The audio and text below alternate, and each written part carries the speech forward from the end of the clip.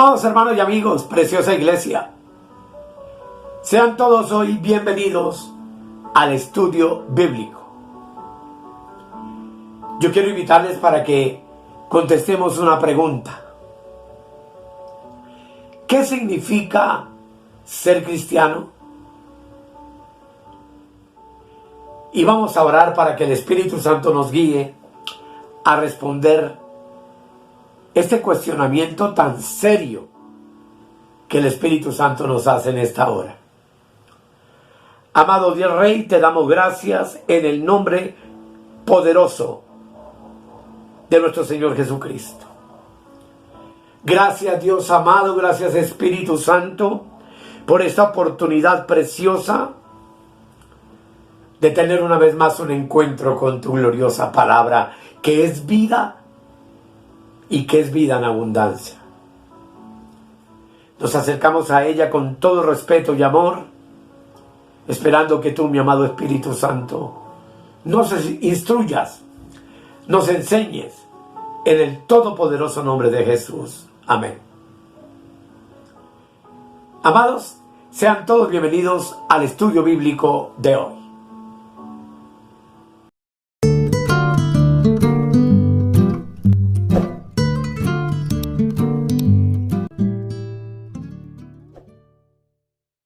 Como ya les dije, hoy vamos a contestar la pregunta: ¿qué significa ser cristiano?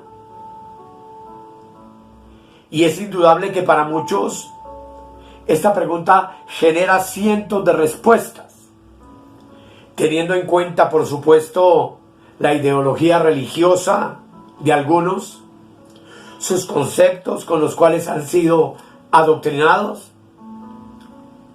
y muchos hoy por hoy resumen ser cristianos con creer en el Señor Jesucristo, bautizarse y asistir a una iglesia local. Pero, ¿qué significa realmente para Dios ser un cristiano? ¿Cuál es el significado real de esta palabra? Y puede resumirse en un solo texto bíblico sobre el cual tendríamos horas y horas para meditar en él. Y es Gálatas capítulo 2, versículo 20, donde la palabra de Dios nos dice: con Cristo estoy juntamente crucificado, y ya no vivo yo, mas vive Cristo en mí. Y lo que ahora vivo en la carne, lo vivo en la fe del Hijo de Dios, el cual me amó y se entregó a sí mismo por mí. Por supuesto, amados, que hay dos aspectos de la salvación que deben manifestarse en la vida de todos los cristianos. Número uno, o lo primero, es el perdón de los pecados. Y número dos, la liberación real, genuina, de una vida de pecado. El pretender autoproclamarnos cristianos sin estas dos cosas, que se hayan vuelto una experiencia real en ti y en mí, en nuestras vidas, sería, por supuesto, estar viviendo por debajo de los privilegios que Dios en su palabra dice que en Cristo nos ha concedido. Y es que, amados, debido a nuestro limitado conocimiento y poco entendimiento de lo que significa nuestra naturaleza caída, no es tan fácil entonces llegar a comprender lo que significa en realidad ser un verdadero cristiano. En Juan, texto que todos conocemos y hemos meditado en él muchas veces, capítulo 3, versículos 5 y 6, dice la palabra de Dios. Está hablando Jesús con Nicodemo y le dice: respondió Jesús, de cierto te digo, de cierto te digo, que el que no naciere de agua y del Espíritu no puede entrar en el reino de Dios. Lo que es nacido de la carne, carne es, y lo que es nacido del Espíritu, con mayúscula, Espíritu es. Así que entonces, amados, necesitamos tener una base sólida de conocimiento respecto de lo que es el hombre nacido en la carne y la profunda diferencia de lo que significa haber nacido del Espíritu. Pues muchos creen, lamentablemente hoy en día, que en ellos mismos, como cristianos, entre comillas, tienen lo suficiente como para agradar a Dios. Yo sé que este es un tema sólido y profundo, pero sé que me van a entender. Por ejemplo, hay hoy miles de cristianos que hablan del poder de la sangre de Jesucristo, diciendo, y es una verdad, que la sangre de Cristo tiene poder para perdonar todos nuestros pecados. Sin embargo, lamentablemente olvidan que esa sangre no tiene ningún poder para eliminar el viejo hombre que está en nosotros. El fin del viejo hombre lo encontré, que es el 666. Yo hablé alguna vez en tantos temas que he subido sobre esto. El 666 lo encontramos en el 6º libro del Nuevo Testamento, que es la epístola a los Romanos, en el capítulo 6 y en el versículo 6. Y eso es muy particular, donde la palabra de Dios dice: sabiendo esto, que nuestro viejo hombre fue, no dice que será ni que va, sino que fue crucificado juntamente con él, para que el cuerpo del pecado sea destruido, a fin de que no sirvamos más al pecado. Es por todo esto, amados, que la palabra de Dios aquí nos muestra la necesidad de la cruz. Miren que no habla de la sangre, habla de la cruz para poder poner fin al viejo hombre y para que sea completamente destruido. En otras palabras, aunque entendemos perfectamente que la sangre de Cristo trata con nuestros pecados y quita y limpia nuestros pecados, olvidamos solamente la cruz, que es la única que tiene poder para ponerle fin al yo de la carne pecaminosa con la cual nacimos de carne y sangre, es decir, de nuestros padres, y que por supuesto es la vieja naturaleza que heredamos de Adán. La tragedia aquí, amados, es que no solamente después de haber nacido de nuevo, para muchos, sino que también hay muchos cristianos que después de nacer de nuevo y después de muchos años, viven más preocupados por lo que hacen o por lo que dejan de hacer, en vez de estar preocupados realmente por lo que son.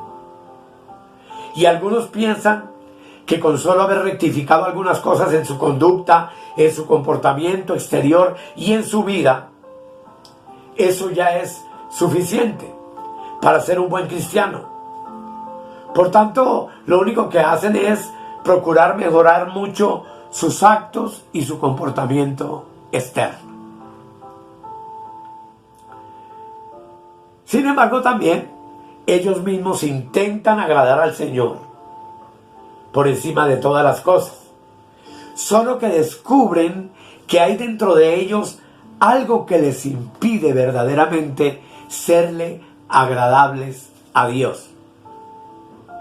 Y cuanto más intentamos rectificar esas cosas externamente, más comprendemos lo profundamente arraigado que está realmente el problema en nosotros, porque ignoramos que vivimos al mundo o vinimos al mundo mediante el nacimiento en la carne, y que solamente podremos salir de allí dándole muerte a esa naturaleza que trajimos de Adán, y esa muerte para esa naturaleza es la muerte de cruz.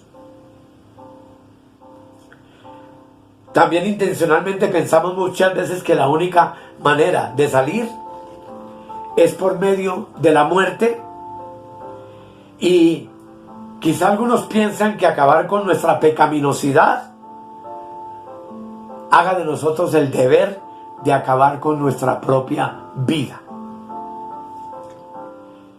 Sin embargo, contestemos otra pregunta. Pero, ¿cómo morimos? Y es obvio que no es tratando de suicidarnos, pero sí entendiendo que tú y yo necesitamos morir al yo, a la carne, cada vez que tú y yo reconocemos a Dios y lo que Dios definitivamente dice que ha hecho por nosotros con la muerte de su Hijo en la cruz. Todo esto lo vamos a mirar profundamente. Es a esto que hace referencia el apóstol Pablo en Romanos 6:3, donde la palabra de Dios dice, y miremoslo atentamente, hermanos, porque es muy importante: ¿o no sabéis que todos los que hemos sido bautizados en Cristo Jesús hemos sido bautizados en su muerte? Por muchos años en el sistema denominacional yo enseñé que era el bautismo en agua, pero es obvio que el bautismo en agua no tiene ningún poder sobre las obras de la carne ni sobre el viejo hombre, porque el bautismo en agua es eso, es un lavamiento del cuerpo exterior para dar testimonio a los demás de que hemos venido a Cristo, pero el bautismo en sí no tiene ningún poder para acabar con nuestros malos deseos y con los malos apetitos de nuestra carne. Así que este bautizados implica lo que la palabra baptize significa, y es habernos sumergido con Cristo en su muerte. A eso es que hace referencia. Y la muerte de Cristo, su muerte fue en la cruz, lo que implica que la cruz termina con la primera creación, y esa muerte, o de esa muerte, surge una nueva creación, una nueva vida. De una vida en la carne, venimos tras la muerte y la cruz a una vida genuinamente espiritual. Así, amado, descubrimos que las condiciones para vivir realmente una vida cristiana genuina tiene 4 aspectos. Número 1, como ven en la parte inferior, es conocimiento. El conocimiento solamente podemos recibirlo por medio de la palabra de Dios revelada a nuestras vidas, como ya hemos visto en tantas ocasiones. Y esa revelación de Dios a través de su palabra nos muestra y nos enseña todo lo que Cristo ha hecho por nosotros. Esa es la primera parte. Número 2 es creer.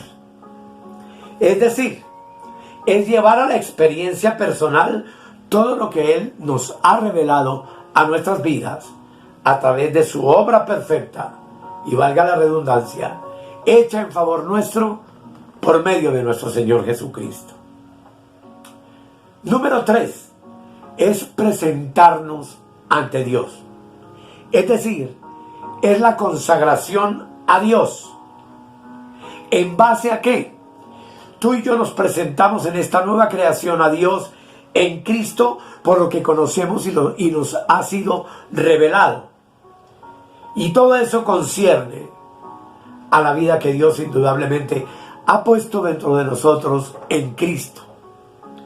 Hasta el punto de que comenzamos leyendo el texto que dice: ya no vivo yo, mi yo está crucificado, negado por completo, mas Cristo vive en mí. Eso como consecuencia trae la 4ª opción que tenemos que obedecer, y es comenzar a vivir en base a esto y a andar en el Espíritu. El vivir y andar en el Espíritu nos va a permitir madurar espiritualmente. Nos va a hacer sensibles a la dirección del Espíritu Santo que habita en nuestros espíritus. Yo de eso tengo que estar plenamente convencido. Mi vida es una vida de intimidad con Dios a través del Espíritu Santo que mora en mi espíritu. Y la experiencia de todo creyente debería, por tanto, encerrar o tener estas 4 condiciones que ya les he dicho. Porque la forma de ser libres del poder del pecado y de la carne es totalmente diferente a la forma que los hombres hoy utilizan para lograrlo. Muchas veces, y yo en el pasado, fui ministro de liberación y hacía guerra contra espíritus invisibles y ponía a los hermanos de rodillas para orar y reprenderle los demonios y los diablos que tenían por dentro, porque era un hombre completamente ignorante. La forma como el creyente realmente ha de suprimir la potencia del pecado en su vida no es buscando cómo vencerlo, porque es imposible. Y es diferente por completo a la forma que Dios tiene de acabar con el poder del pecado en nuestras vidas. Conozco hermanos recientemente que se lamentan de sus debilidades todos los días. Y ellos piensan que si solamente fueran más fuertes, todo les iría mejor. O también piensan que si yo oro por ellos, eso va a ser suficiente para cambiar su manera de vivir, ignorando que el deseo de Dios para liberarnos no necesita hacernos más fuertes, sino por el contrario, Dios necesita que tú y yo seamos cada día más débiles. Y voy a explicarlo. No es fortaleciendo el viejo hombre que heredamos de Adán, ni sometiéndolo entonces a procesos de liberación demoníaca, o a gritos, o a reprensiones, o a aceite derramado, sino que la única manera como tú y yo podemos liberarnos de esa naturaleza es crucificándola. Es la cruz la única que tiene el poder para hacernos verdaderamente libres. Y es la manera de Dios. No es ayudándonos a que hagamos algo, sino por el contrario, anulándonos por completo, sacándonos completamente de la escena. Y eso Dios no lo hace contigo y conmigo alimentándonos de conocimiento intelectual, sino abriendo e iluminando los ojos de nuestro espíritu para que podamos entonces vernos realmente como lo que somos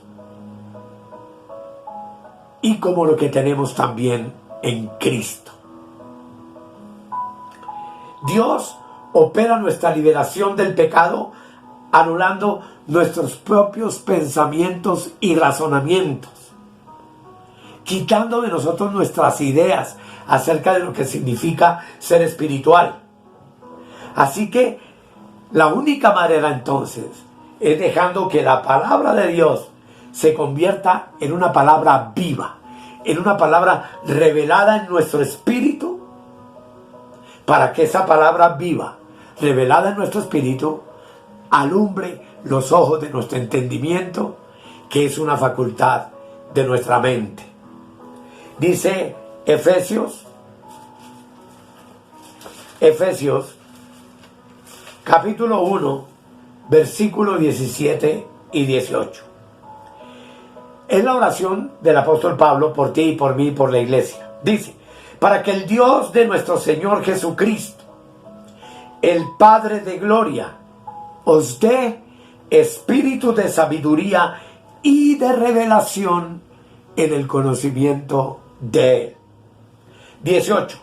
Alumbrando los ojos de vuestro entendimiento, que es facultad de nuestra mente, para que sepáis cuál es la esperanza a la que Él os ha llamado, y cuáles las riquezas de la gloria de su herencia en los santos. Sobre este texto podríamos hablar por horas. Pero todo esto, amados hermanos, que Dios quiere hacer en ti y en mí, por medio de la revelación viva en nuestro espíritu de su hermosa palabra, tiene obviamente que ir acompañado del don de la fe. Solamente es posible esta anulación del yo por medio de la fe. Hebreos 11:1 nos dice: es pues la fe la certeza de lo que se espera, es decir, la seguridad. Dice, es la convicción de lo que no se ve. Y esto lo único que significa es que necesitamos hacer real lo que Dios dice que hizo, ha hecho y somos en nuestras propias vidas. Es hacer en nosotros reales todas las promesas que Dios nos va revelando en la Escritura a través de su Espíritu. Y a esas promesas convertirlas en nuestra vida diaria en una real experiencia. Es agarrar espiritualmente cada una de esas promesas y permitirle al Espíritu Santo que las haga una realidad en nuestras vidas. Es tener claro, amados, que Dios nunca nos va a pedir a nosotros que batallemos ni hagamos guerra para liberarnos del pecado y de la maldad que está en nuestra carne, para poder así estar con Cristo. No, eso no es bíblico. Y no nos dice, no nos exige esto, porque es evidente que tú y yo ya sabemos por la misma Escritura que tú y yo ya estamos en Cristo y que Cristo y yo somos uno solo. Todo eso lo hemos visto también en muchos temas. Pero entender también que entonces, sin embargo, Dios demanda de nosotros el permanecer en la posición y el lugar donde Él nos ha establecido. Un ejemplo sencillo. La Escritura afirma que yo estoy sentado con Cristo en lugares celestiales, sobre todo principado, potestad, que se nombra en este siglo y en el venidero, etc. ¿Cuál es tu posición y la mía? Sentados con Cristo en los lugares espirituales, en los lugares celestiales. Si eso no es una realidad y una experiencia en nuestra vida, va a ser muy difícil entonces podernos definir como cristianos. Si tú todavía vives y yo vivo y no me he negado a mí mismo, entonces Cristo no es quien vive en nosotros y estamos completamente equivocados. La conclusión a esta primera parte de definir qué es ser cristiano es entender que al tratar con Dios tenemos que aceptar lo que Dios ya hizo con Cristo. Pues cuando Dios trató con Cristo en la cruz, estaba tratando con nosotros también, porque nosotros ya estábamos en Cristo. Que todos los privilegios, dones y maravillas que Cristo como cabeza de su cuerpo, el cual somos nosotros, ha recibido, entonces son todos los dones y las riquezas que tú y yo también ya poseemos en Él. Así que entonces, tú y yo, amados, lo que necesitamos es comprender que es una completa equivocación el pensar que podemos experimentar cosa alguna de la vida espiritual simplemente por nosotros mismos, haciéndolo apartados del Señor y viviendo todavía nosotros en la carne. Nuestra experiencia espiritual, amados, es algo real y es completamente verdadero, y yo doy fe y testimonio de eso. Solamente podemos lograrlo cuando hemos llegado a comprender que Cristo y nosotros, lo repito, somos uno solo. Dice el apóstol, el que se une al Señor, un espíritu es con Él.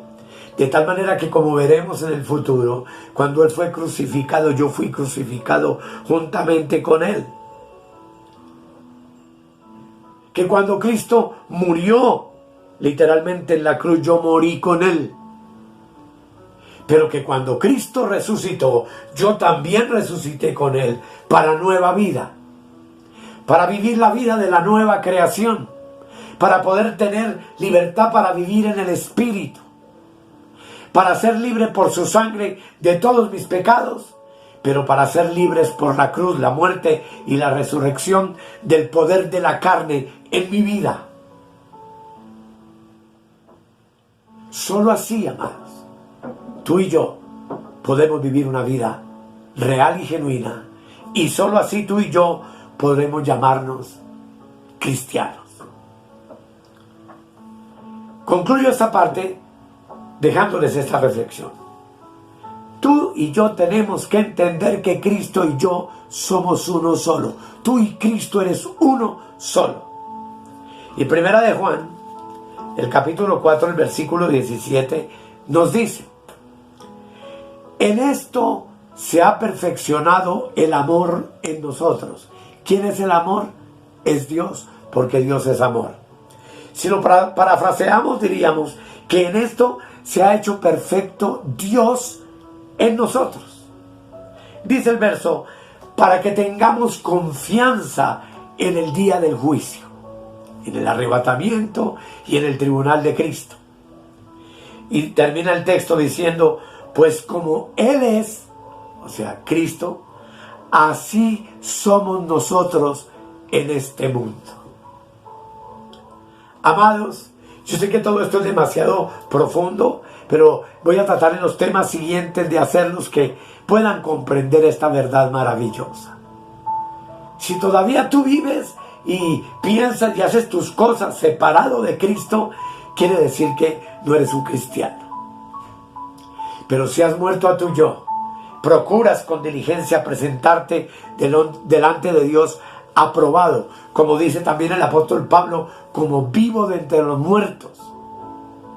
Si procuras, como dice el apóstol Pablo, hacer morir lo terrenal que hay en nosotros, para que vivamos la vida desde el punto de vista celestial, sentados con Cristo en lugares celestiales, entonces sí podremos llegar a decir, yo soy un cristiano, yo soy un hijo de Dios, yo en Cristo soy más que un vencedor, yo en Cristo soy no solamente perdonado del pecado, sino liberado por completo del poder del pecado, que está en mis miembros, que es mi cuerpo, que está en mi alma, que forma parte de la naturaleza caída, pero que en Cristo por el Espíritu ha sido crucificada. Pues dice la palabra que los que son de Cristo hemos crucificado la carne con sus pasiones y deseos. Que el Señor nos ayude a tener luz sobre esto. Ese es nuestro propósito. Y continuaremos con la ayuda del Señor en el próximo tema. Vamos a orar. Hermoso Rey, yo sé que esto no es fácil de explicar. Tampoco es fácil de entender para muchos.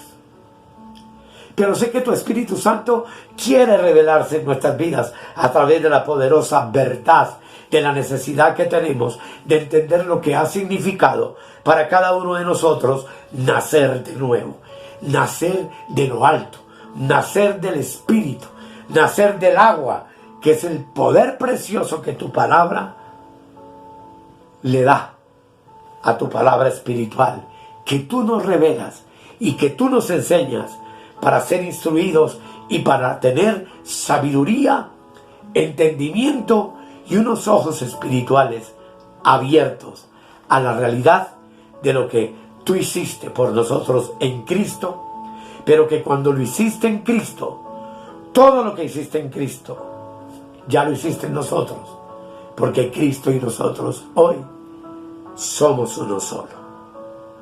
Gracias Padre, gracias Hijo, gracias Espíritu Santo. Amén y amén. Amados, muchas gracias por su atención. Suscríbete al canal, compártenos con tus demás hermanos en Cristo y danos la oportunidad de llegar así a muchas vidas más con este precioso mensaje del Evangelio de la Gracia, que es el que el Señor me ha encomendado compartir con ustedes. Muchas gracias por su atención y los espero en el próximo estudio bíblico.